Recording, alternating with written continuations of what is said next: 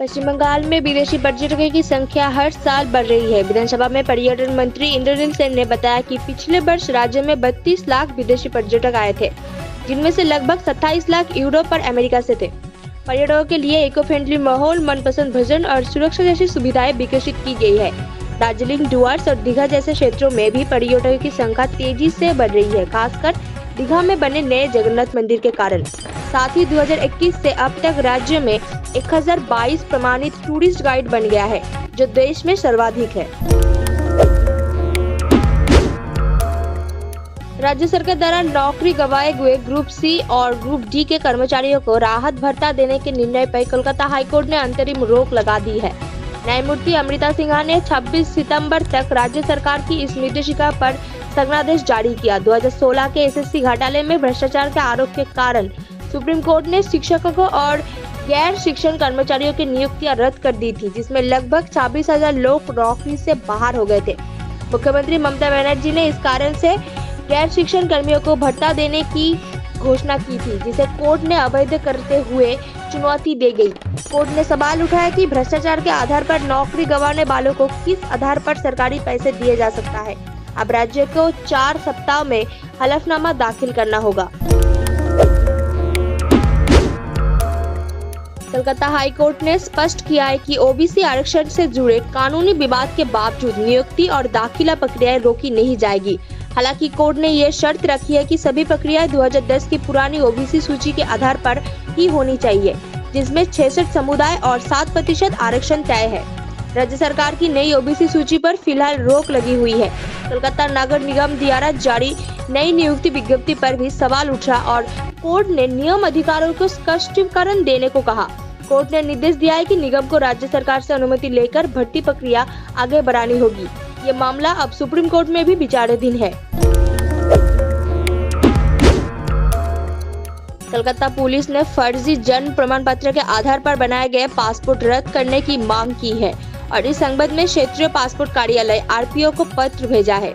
Police के अनुसार दक्षिण 24 परगना के गोसाबा, हावड़ा के वसुदेवपुर और मालदा के मानिकचक से लगभग 3,500 फर्जी जन्म प्रमाण पत्र जारी किया गया था, जिनके आधार पर कई लोगों ने पासपोर्ट बनवा लिया और कुछ विदेश भी चले गया है। पुलिस ने स्वास्थ्य विभाग को भी पत्र देकर इन फर्जी प्रमाण पत्रों को रद्द करने की अपील की है, क्योंकि केवल स्वास्थ्य विभाग ही इन्हें रद्द कर सकता है। मामले की जांच और कार्रवाई अभी भी जारी है। बिहार पुलिस कांस्टेबल भर्ती घोटाले में अब कोलकाता और उत्तर 24 परगना का नाम सामने आया है। प्रवर्तन निदेशालय यानी ईडी ने बिहार, कोलकाता, रांची, लखनऊ समेत 11 जगहों पर छापेमारी की।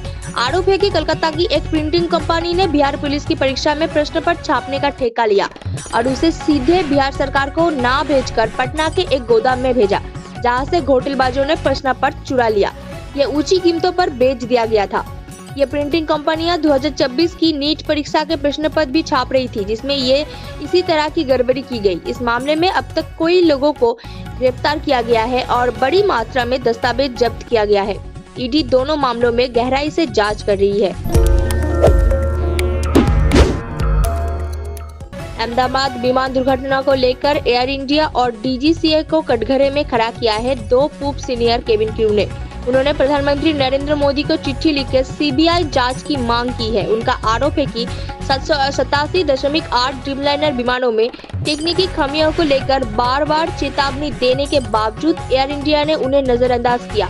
मई 2023 में मुंबई लंदन फ्लाइट में इमरजेंसी स्लाइड में गंभीर गड़बड़ी पाई गई थी, लेकिन अफसरों ने सच्चाई छुपाने का दबाव डाला। विरोध करने पर बिना जांच उन्हें नौकरी से निकाल दिया गया था। उन्होंने चेताया कि अगर इन मुद्दों को नजरअंदाज किया गया तो भविष्य में और भी गंभीर हादसे हो सकता है। मेघालय हनीमून मर्डर केस में आरोपी सोनम रघुवंशी का नार्को टेस्ट कराने की मांग उठी है। राजा रघुवंशी के भाई सचिन रघुवंशी ने कहा कि 8 दिन की पुलिस हिरासत में भी सोनम ने कुछ नहीं बताया, तो अब 2 दिन में क्या सामने आएगा। सचिन का आरोप है कि इस हत्या में और भी लोग शामिल हैं, जिन्हें पकड़ने के लिए सोनम का नार्को टेस्ट जरूरी है। गुरुवार को सोनम, उनके प्रेमी राज कुशवाहा समेत 5 आरोपियों को शिलांग कोर्ट में पेश किया गया। कोर्ट ने सोनम और राज को 2 दिन की और पुलिस हिरासत में भेजा, जबकि बाकी 3 को 14 दिन की न्यायिक हिरासत में। 11 दिन बाद राजा का शव एक जलप्रपात से मिला था और फिर सोनम को गाजीपुर से गिरफ्तार किया गया था। ईरान इजराइल युद्ध तनाव के बीच भारत में ईंधन की कीमतें बढ़ने की आशंका से इनकार किया है केंद्रीय पेट्रोलियम मंत्री हरदीप सिंह पुरी ने। उन्होंने कहा कि अंतर्राष्ट्रीय बाजार में तेल की कीमत फिलहाल नियंत्रण में है, करीब $76 प्रति बैरल। इसलिए भारत में अभी तेल महंगा होने की कोई संभावना नहीं है। साथ ही उन्होंने बताया कि भारत अब 41 देशों से तेल खरीदता है, जिससे आपूर्ति में विविधता आई है। पाकिस्तान के उप प्रधानमंत्री इशाक डर ने माना कि भारत के ऑपरेशन सिंदूर में पाकिस्तान के 2 अहम एयरबेस रावलपिंडी का नूर खान एयरबेस और शोरकोट क्षतिग्रस्त हुआ है। इससे पहले पीएम शहबाज शरीफ ने भी यह बात स्वीकारी थी। इशाक डर ने बताया कि भारत की कार्रवाई से पहले ही पाकिस्तान जवाबी हमले करने की तैयारी कर रहा था, लेकिन भारत ने पहले ही हमला कर उनकी योजना नाकाम कर दी।